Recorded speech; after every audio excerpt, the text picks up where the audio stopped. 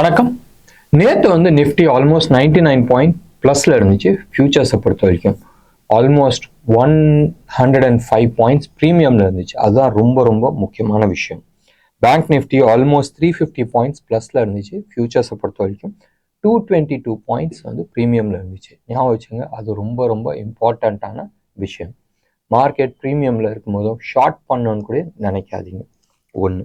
ரெண்டாவது, காலை பொறுத்த வரைக்கும் 22,000ல் ஹையஸ்ட் காலும், புட்டை பொறுத்த வரைக்கும் 21,700 லெவலில் ஹையஸ்ட்டும், செகண்ட் ஹையஸ்ட் 21,900லேயே வந்து ஷார்ட் பண்ணியிருக்கிறாங்க.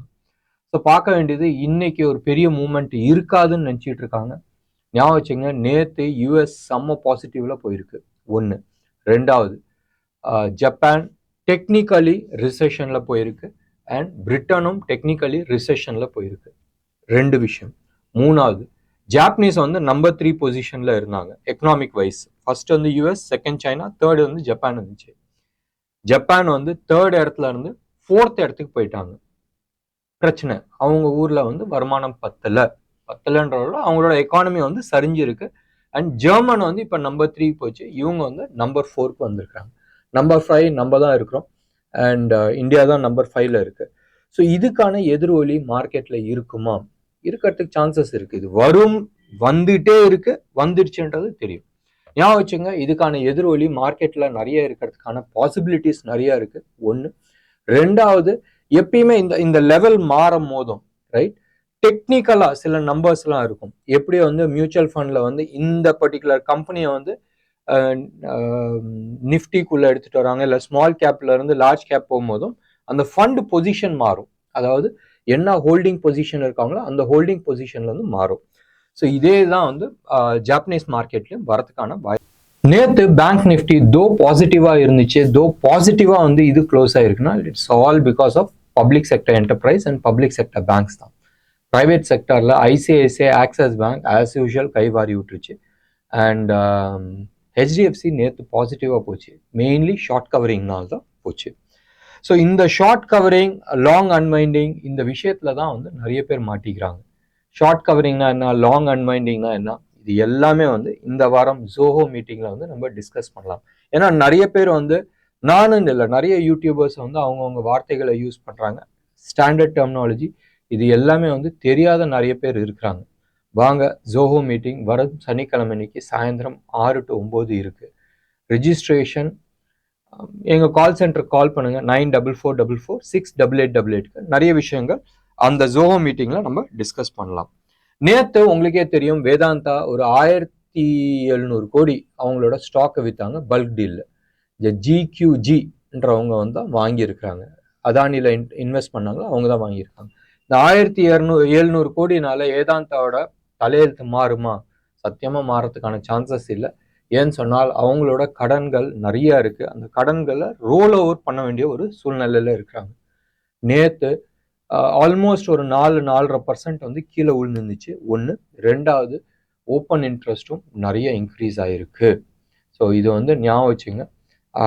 சாரி, ஓப்பன் இன்ட்ரெஸ்ட் இன்க்ரீஸ் ஆகல, ஓப்பன் இன்ட்ரெஸ்ட் கம்மியாயிருக்கு.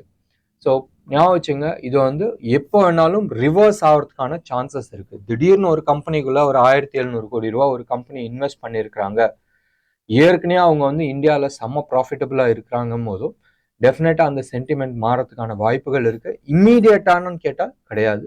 மேபி நம்ம வெயிட் பண்ணி பார்க்க வேண்டிய ஒரு விஷயம். இன்னைக்கு என்ன ஸ்டாக்ஸ் நம்ம பார்க்கலான்றது, நான் வந்து லெவல்ஸ் நான் எதுவுமே நான் சொல்ல, பட் பாசிட்டிவ் சைடில் யார் யார் இருக்கிறாங்கன்னு சொன்னால், கெனரா பேங்க் சூப்பர் பாசிட்டிவாக இருக்கிறாங்க. இது எல்லாமே வந்து ஓப்பன் இன்ட்ரெஸ்ட் பேசிஸில் ஃபியூச்சர்ஸை பேஸ் பண்ணி. ஸோ நீங்கள் ஃபியூச்சர்ஸ் பேஸ் பண்ணுறதுனால நீங்கள் வந்து ஃபியூச்சர்ஸும் வாங்கலாம், இல்லை கேஷ்லேயும் நீங்கள் பிளான் பண்ணிக்கலாம்.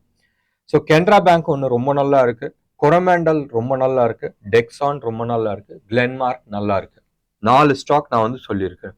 பேங்க் நிஃப்டியை பொறுத்த வரைக்கும் மோர் ஆஃப் லாங் அன்வைண்டிங் தான் நடந்திருக்கு. மேலே போனது ஒன்று. ரெண்டாவது, மேலே போயிட்டு மறுபடியும் கீழே வந்திருக்கு. அந்த கீழே வந்ததுல வந்து அவங்க கவரிங் முடிஞ்சிருக்கு. ஸோ ஷார்ட் கவரிங்னால தான் பேங்க் நிஃப்டி போயிருக்கு. அதே மாதிரி more of long unwinding.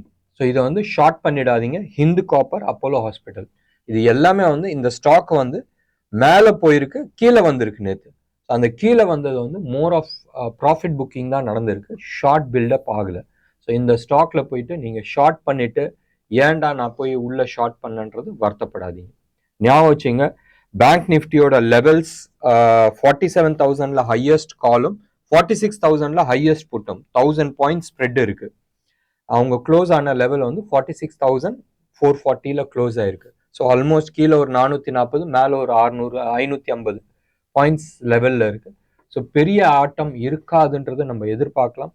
Until unless அந்த 22,100 லெவலை டிசைசிவா க்ளோஸ் பண்ணலன்னு சொன்னால் மார்க்கெட் ரேஞ்ச் பவுண்ட்ல தான் இருக்கிறதுக்கான வாய்ப்புகள் இருக்கு. லெட்ஸ் ப்ரே அந்த லெவலை பிரேக் பண்ணி அந்த மேலே க்ளோஸ் ஆகட்டும். அதுக்கப்புறமா ஃபர்தர் அப்சைடுக்கான பாசிபிலிட்டிஸ் இருக்கு. பார்த்து ட்ரேட் பண்ணுங்க. மார்க்கெட்ல ஹை வோலட்டாலிட்டி இருக்கு. இன்னைக்கு வெள்ளிக்கிழமை, சாட்டர்டே சண்டே பொசிஷன்ஸ் கிடையாது. மண்டே அன்னைக்கு நீங்க ட்ரேட் பண்ணும் போதும் ட்ராப் ஆயிடாதீங்க. நன்றி, வணக்கம்.